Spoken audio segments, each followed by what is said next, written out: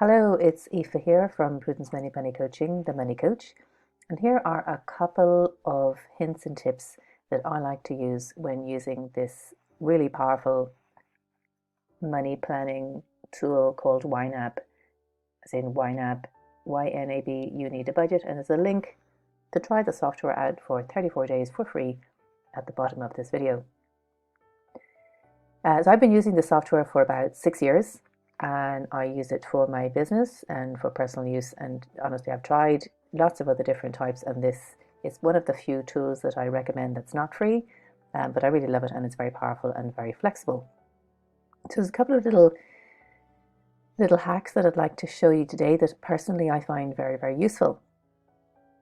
And one of them is, so this is an account that I've created called Today's Money. And if I right click here on this section, and it gives me this account notes field, and I can change the account name here. I can change the account name at any point, and I can also change the starting balance or the working balance. What I find really, really handy is to paste in the IBAN of that particular bank account. So if I'm making an online transaction, it means I'm not looking for my bank statement. I need to enter in my IBAN, which can be quite lengthy, so I'll just double click it and hit copy, and then I just paste that into wherever I need to use it. Or it's available at my fingertips, so I don't have to go and find my wallet or go find a bank statement. I might also enter in the number of my online banking. So if I am banking online, I can just double click that, go to the screen for the online banking and paste in my online banking ID, which is really handy, and it saves me having to remember all those numbers. I usually do the same with my credit card number as well. So if I need to enter in my credit card number or the number on my debit card, I'll do the same.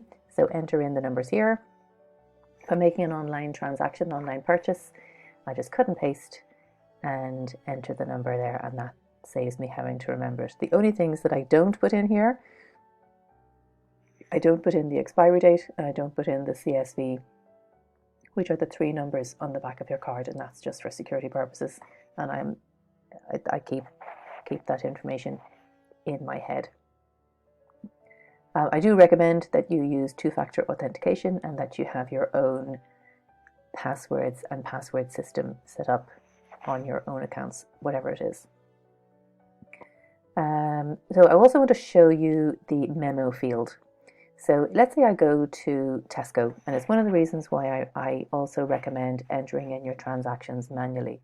Because if I am using a linked bank account and I'm importing my transactions, I might go to Tesco and buy 3 things. I might go and buy a jumper, a lawnmower, and some groceries. And if I import that information, YNAB will see it as one transaction and might categorize the whole thing as groceries, when in fact I've actually bought 3 different things and 3 different headings depending on how you have your headings set up. So let's do €50 on a jumper, add 1 more, and then the balance was on the lawnmower. So that'll be garden.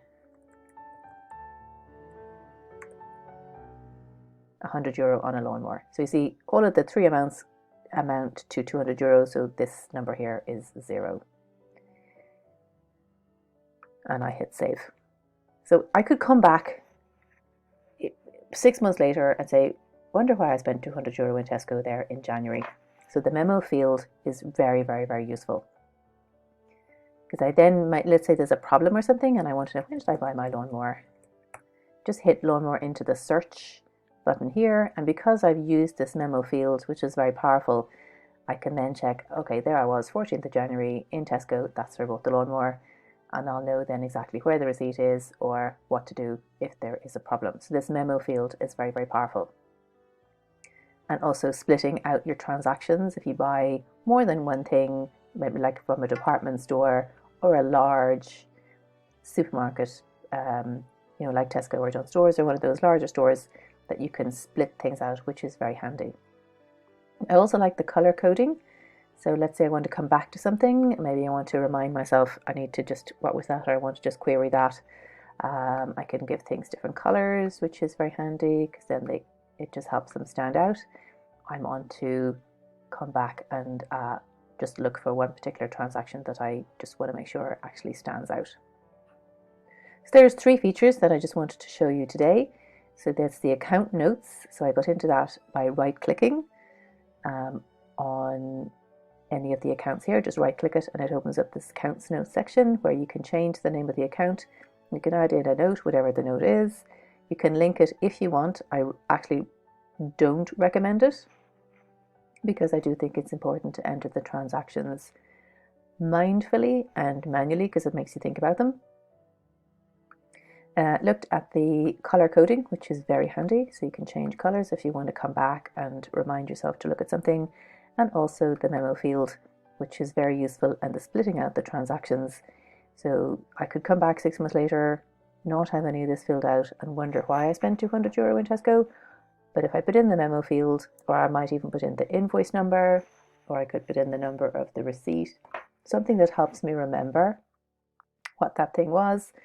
And then I could go back 6 months later when I have a whole screen of transactions and use my search function here to find the transaction that I was looking for. If you find these videos useful, please subscribe. And if there's something that you would particularly like me to cover, please let me know.